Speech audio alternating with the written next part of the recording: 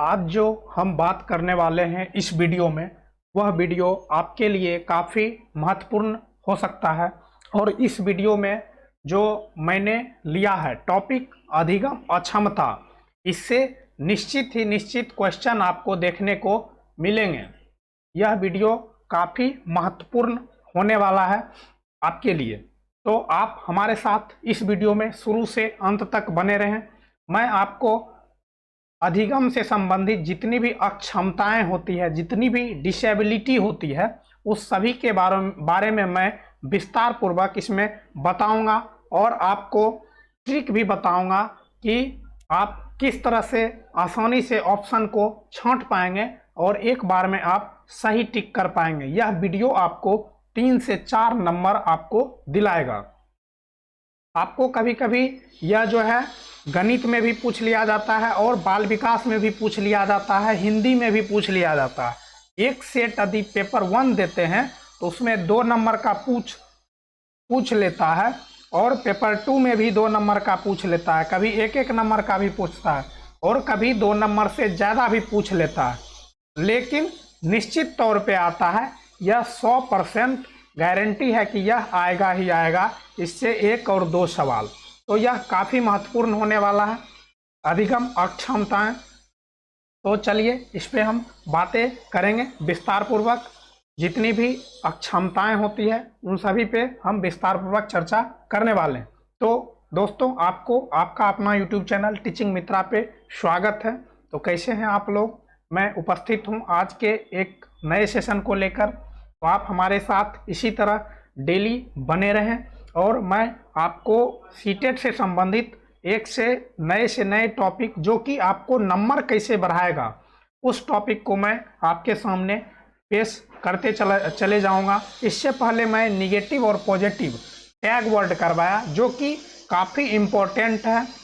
वह आप यदि कर लेते हैं तो आपको पेडागोजी में 12 से 15 नंबर आसानी से आ जाएगा। तो आइए हम चलते हैं। यह पेपर में हर बार जो है सो आने वाला, हर पेपर में आता ही आता है। सीटेट के अलावा अन्य एग्जाम में भी ये पूछे जाते हैं। तो दोस्तों, यदि अभी तक आपने हमारे यूट्यूब चैनल को सब्सक्राइब नहीं किए हैं तो एक बार सब्सक्राइब करके बेल आइकन जरूर दबा लें। और यह सेशन आपको यदि अच्छा लगता हो तो एक लाइक और एक कमेंट आप हमें ज़रूर करें। आपका लाइक और कमेंट हमें मोटिवेशन देता है। और अपने दोस्तों में शेयर करें, जो भी आपके साथ टीचिंग एग्जाम की तैयारी कर रहे हैं, सीटेट की तैयारी कर रहे हैं, उनके लिए हमारा सभी वीडियो काफ़ी महत्वपूर्ण हो सकता है। तो आप हमारे साथ बने रहें। चलिए डिस्कस करते हैं लर्निंग डिसेबिलिटीज अधिगम अक्षमता। अधिगम अक्षमता क्या होती है? इसमें जो है सो बच्चों के सीखने के अंतर्गत कई सारे व्यवधान होते हैं। किसी को बोलने में दिक्कत, किसी को चलने में दिक्कत, किसी को पढ़ने में दिक्कत। तो ये सारी जो अक्षमताएं हैं ये लर्निंग डिसेबिलिटीज कहलाते हैं। और सीटेट के अंदर यह जो है सीटेट के अंदर काफ़ी बार पूछा जा चुका है। तो इसका पहला है डिसलेक्सिया, जो कि काफ़ी इम्पोर्टेंट है। यह सबसे अधिक बार पूछा जाता है। डिसलेक्सिया में पढ़ने से संबंधित कठिनाई होती है। इसमें जो है बच्चे को शब्द पढ़ने में कठिनाई होती है और स्वाभाविक है, यदि पढ़ने में कठिनाई होगी तो उसे लिखने भी कठिनाई होगी। इसमें क्या होता है कि बच्चे बी को डी के रूप में लिखते हैं और काऊ को वाज के रूप में लिखते हैं, डॉग को गॉड लिख देते हैं और गॉड पढ़ते हैं। ये सारी जो है डिसेबिलिटी इसमें देखने को मिलती है। इसमें जो है बच्चे 6 को 9 के रूप में लिख लेते हैं और पढ़ लेते हैं। साथ ही साथ यदि 1 to 1 है तो इसको 1 1 2 इस हिसाब से वो पढ़ते हैं। तो यहाँ पे कहीं ना कहीं डिसेबिलिटी दिखाई देती है। आपने तारे जमी पर मूवी देखे होंगे, जिसमें कि आमिर खान है और ईशान अवस्थी यह जो बच्चा है, इस बच्चे को भी डिसलेक्सिया की बीमारी होती है। तो आप यहाँ से भी कोरिलेट इसको रख सकते हैं कि जो तारे ज़मीं पे मूवीज थे उसमें बच्चों को डिसलेक्सिया पढ़ने संबंधी बीमारी थी, और डिसलेक्सिया यहाँ पे लक्स शब्द की उच्चारण हो रही है, और ये लक्स साबुन मैंने यहाँ पे आपको लगाया है। तो आप इस लक्स से भी आप डिसलेक्सिया को याद रख सकते हैं, जो कि आपको पढ़ने में कठिनाई होती है। यह लर्निंग डिसेबिलिटी है, यह जो है सो सीखने में अधिगम अक्षमता का एक डिसेबिलिटी है डिसलेक्सिया, जिसमें पढ़ने में कठिनाई होती है। तो बी को डी पढ़ा जाता है, सा को वाज पढ़ा जाता है, डॉग को गॉड पढ़ा जाता है, छ को नौ पढ़ा जाता है। तो आपसे क्वेश्चन पूछा जाता है सीटेट के अंदर कि कोई बच्चा यदि 6 को 9 पढ़ रहा है, डॉग को गॉड पढ़ रहा है, तो वह बच्चा अधिगम अक्षमता के कौन से बीमारी से ग्रसित है? तो वहाँ पे आपका जो ऑप्शन डिसलेक्सिया होगा वो आपका सही आंसर होगा। तो मैं आशा करता हूँ कि आप इसको समझ गए होंगे। मैंने इसे कोरिलेट करके बताया है कि तारी ज़मीं पे जो मूवीज हैं उसमें भी बच्चों को इस तरह की डिसलेक्सिया बीमारी होती है, और डिसलेक्सिया में लक्ष्य शब्द का उच्चारण हो रहा है, तो आप लक्ष्य साबुन से इसे याद रख सकते हैं। अब हम अगला देखते हैं, वह है डिसग्राफिया। डिसग्राफिया जो है वो लिखने संबंधित बीमारी है। तो अभी जो मैंने बताया कि डॉग को गॉड लिखना और 6 को 9 लिखना, तो यह जो है लिखने संबंधित बीमारी है, यह डिसग्राफिया में आता है और डिसलेक्सिया में भी आता है। यदि आपको पढ़ने नहीं आएगा तो लिखने नहीं आएगा। तो कहीं पे यदि आपको दे देता है कि डॉग को गॉड लिखा जाता है और 6 को 9 लिखा जाता है, और यह कौन सी अधिगम अक्षमता है, वहाँ पे डिसग्राफिया यदि आपको नहीं दिया रहेगा तो आपको डिसलेक्सिया टिक करके आना है। तो आपको मैं यहाँ पे दिखाया हूँ एक ग्राफ। तो ग्राफ आप पेपर पे पेंसिल के सहायता से देखिए यहाँ बनाया जा रहा है। तो यह जो ग्राफ है, तो ग्राफ पेपर पे बनाया जाता है अर्थात लिखा जाता है। तो आप इस ग्राफ से याद रख सकते हैं डिसग्राफिया को। तो ग्राफ हम पेपर पे बनाते हैं, इसलिए यह लिखने संबंधी कठिनाई है, लिखने संबंधी अक्षमता है। तो आप समझ गए होंगे। इसमें बच्चा 6 को 9 लिख देता है, डॉग को गॉड लिख देता है, बी को डी लिख देता है। तो ये जो है डिसग्राफिया के अंतर्गत आता है। अब अगला हम बात करते हैं डिसकैलकुलिया।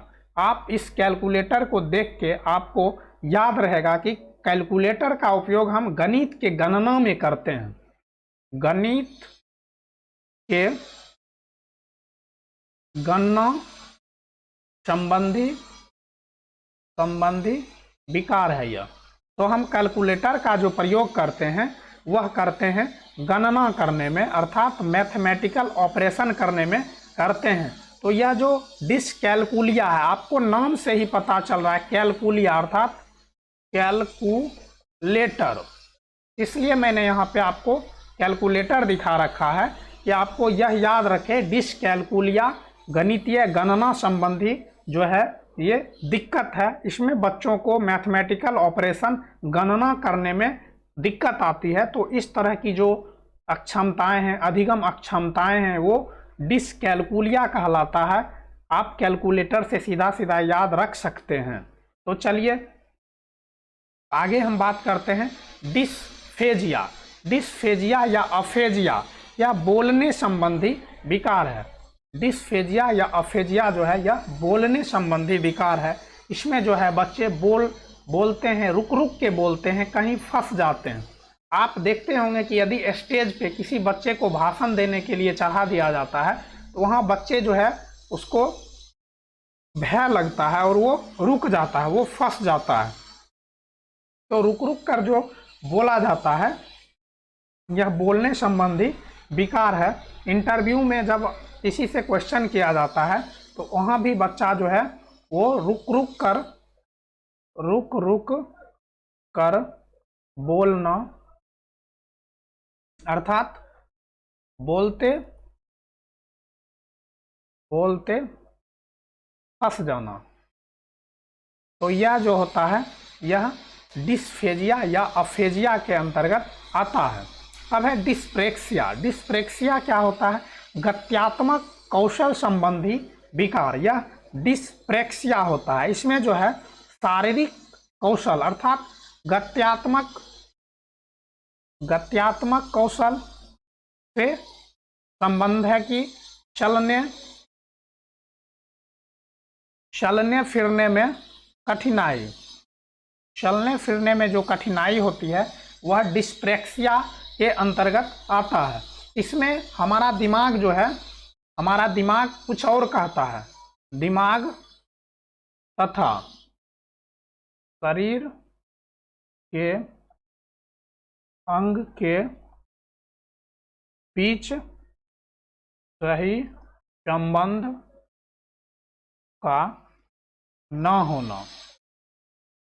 हमारा दिमाग कहता है कि हम इस वस्तु को पकड़ेंगे। मान लीजिए कि यहाँ पे गेंद है, हमारा दिमाग कहता है कि इस गेंद को हम हाथों से पकड़ेंगे, लेकिन हमारा हाथ उठ नहीं पा रहा है। इस चीज़ को करने के लिए हम अक्षम हैं। तो यह जो होता है गत्यात्मक कौशल, गत्यात्मक गति मिस होता है चलना फिरना। आप इसको इस तरह से भी याद रख सकते हैं, गति करना अर्थात चलना फिरना, घूमना टहलना। इसमें भी यदि दिक्कत होता है तो ये डिस्प्रेक्सिया के अंतर्गत आता है। अब है अगला ADHD, ध्यान अवधान न्यूनता अर्थात ध्यान में कमी। ध्यान में कमी है। इसका जो मीनिंग होता है ADHD का, ADHD इसका मीनिंग होता है attention deficit hyper activity disorder. तो इसका जो अर्थ होता है ध्यान अवधान, ADHD अटेंशन डिफिशिएट अर्थात वह जो है ध्यान केंद्रित नहीं रख पाता है, तथा हाइपर एक्टिविटी डिसऑर्डर वह ज़्यादा हाइपर हो जाता है अर्थात वह ज़्यादा चंचल होता है, ज़्यादा चंचल होता है, ज़्यादा वह एग्रेसिव होता है, एग्रेसिव जो है वह ज़्यादा होता है।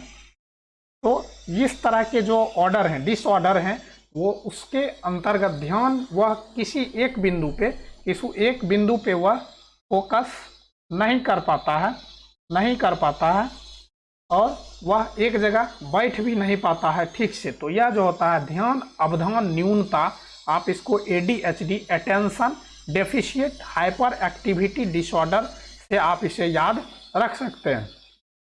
अब अगला जो है ऑटिज्म स्पेक्ट्रम।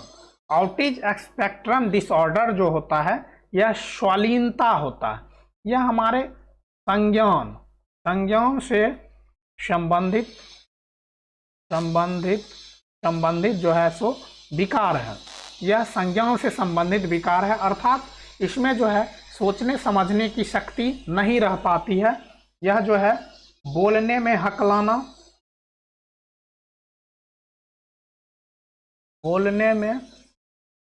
हकलाना अर्थात काफ़ी रुक रुक के बोलना, हकलाना।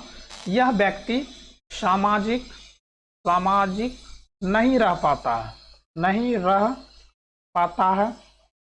एक तरह से हम कहें तो यह जो है सही से बोल भी नहीं पाता है।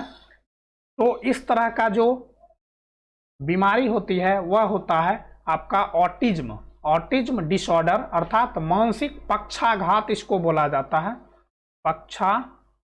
पक्षाघात बोला जाता है, मानसिक पक्षाघात। ऑटिज्म स्पेक्ट्रम डिसऑर्डर, स्वालीनता भी इसको बोलते हैं। इसमें संज्ञान अर्थात वह उसकी जो मानसिक स्थिति होती है वो सही नहीं होती है, वो हकला के बोलता है। तो आपसे क्वेश्चन ऐसा पूछा जाता है कि कोई व्यक्ति जो है हकला के बोलता है तो वह किस डिसऑर्डर के शिकार है? तो ऑटिज्म स्पेक्ट्रम डिसऑर्डर, ये आपका आंसर यहाँ पे होगा। अब है डिस्मॉर्फिया अर्थात भ्रम वाली स्थिति। भ्रम वाली स्थिति है कि आपको किसी दो वस्तु के बीच आप सही से जज नहीं कर पाते हैं, निर्णय नहीं कर पाते हैं।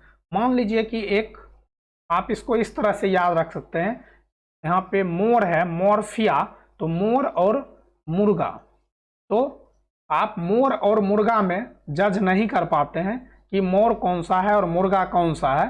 तो ये जो स्थिति होती है ये भ्रम वाली स्थिति होती है। यदि आपको मोबाइल दे दिया जाए, मोबाइल दे दिया जाए बच्चे को और टैबलेट दे दिया जाए, तो बच्चे को नहीं पता है कि मोबाइल कौन सा है और टैबलेट कौन सा है, उसे सीधे ये पता है कि हमें जो मिला है ये मोबाइल है। तो यहाँ पे आप मोबाइल से भी याद रख सकते हैं, मोबाइल और टैबलेट। तो यहाँ पे बच्चों के अंदर भ्रम की स्थिति आ जाती है। तो इस तरह का जो डिसऑर्डर होता है वो होता है डिसमॉर्फिया, भ्रम वाली स्थिति। अब है डिसथीमिया, अर्थात तनाव से संबंधित। तो आप इस तरह से इसको याद रख सकते हैं। मैंने इसे लास्ट में इसलिए बताया कि जिस व्यक्ति को इतनी सारी बीमारियों के बारे में पढ़ाया जाए तो वो खुद तनाव में आ जाएगा, वो खुद जो है वह तनाव में आ जाएगा, टेंशन में आ जाएगा, अर्थात डिसथीमिया। उसका जो थीम है जिस पे वो काम कर रहा है वह थीम उसका बिगड़ जाएगा। तो यह जो होता है डिसथीमिया, यह तनाव से संबंधित समस्या है, अर्थात बच्चों को इसमें तनाव हो जाता है, बच्चा जो है वो सही से काम नहीं कर पाता है। तो आप इसको समझ गए होंगे कि डिसथीमिया क्या है, डिसमॉर्फिया क्या है, ऑटिज्म स्पेक्ट्रम डिसऑर्डर क्या है, उसके बाद ADHD क्या है, फिर डिस्प्रेक्सिया क्या है, डिस्फेजिया क्या है, इसमें बोलने से बीमारी होती है, डिस्प्रेक्सिया में गत्यात्मक बीमारी होती है, अर्थात वो चल फिर नहीं आता है। आपको मैं बता दूं सबसे ज़्यादा जो आपसे पूछा जाता है वो पूछा जाता है लर्निंग डिसेबिलिटी के अंतर्गत। लर्निंग डिसेबिलिटी के अंतर्गत सबसे ज़्यादा जो पूछा जाता है वह पूछा जाता है आपका डिसलेक्सिया, जो कि आपको मैं अच्छी तरह से बता दिया। तारे ज़मीं पे जो मूवी है और लक्ष्य साबुन से आप याद रख सकते हैं, इसमें पढ़ने संबंधित कठिनाई होती है। फिर सबसे ज़्यादा बार पूछा जाता है डिसग्राफिया, ग्राफ हम कॉपी पे बनाते हैं तो अर्थात लिखने संबंधित, और डिसकैलकुलिया, ये कैलकुलेटर आप इससे याद रखते हैं, या फिर कैलकुलस, आप ये भी पढ़े होंगे कैलकुलस 11-12 में, तो वहाँ से भी आप याद रख सकते हैं। तो आज का जो हमारा यह टॉपिक था अधिगम अक्षमताएं, वो आपके लिए काफ़ी इम्पोर्टेंट हो सकता है। आप इसको, इस वीडियो को देखकर और समझ के आप इसे नोट्स में बना लें। आपके एग्जाम की दृष्टिकोण से यह जो है वो काफ़ी इम्पोर्टेंट होने वाला है, क्योंकि निश्चित तौर पे आपको इससे क्वेश्चन आएगा, यह 100% गारंटी है। तो आप इसको अच्छी प्रकार से कर लीजिएगा। और भी हमारी जो वीडियो हैं हमारे प्लेलिस्ट में जाकर वहाँ से पिछली सभी वीडियो को आप देख सकते हैं। तो दोस्तों हमारा यह सेशन आपको कैसा लगा, आप हमें लाइक और कमेंट करके ज़रूर बताइएगा। तो और यदि अभी तक हमने हमारे YouTube चैनल को सब्सक्राइब नहीं किए हैं तो एक बार सब्सक्राइब करके और नोटिफिकेशन को ऑल कर लें, जिससे आपको हमारी अगली सभी वीडियो की नोटिफिकेशन मिलती रहेगी। और लाइक शेयर सब्सक्राइब ज़रूर करें। तो चलिए हम मिलते हैं अगले वीडियो में, तब तक के लिए बाय बाय। और हमारे YouTube चैनल पे बने रहें। मैं डेली आपके लिए कुछ नया, जो कि आपको कैसे आपको नंबर बढ़ाना है, आपको 30/30 कैसे लाना है, इसके लिए हम डेली ट्रिक से, और जो अलग वीडियो होता है जो कि आपको कैसे मैक्सिमम मार्क्स दिलाएगा, इसके लिए हम आपको बताते रहते हैं। तो आप हमारे साथ बने रहें। जल्द ही मिलते हैं अगले वीडियो में, तब तक के लिए बाय बाय, टेक केयर, जय हिंद।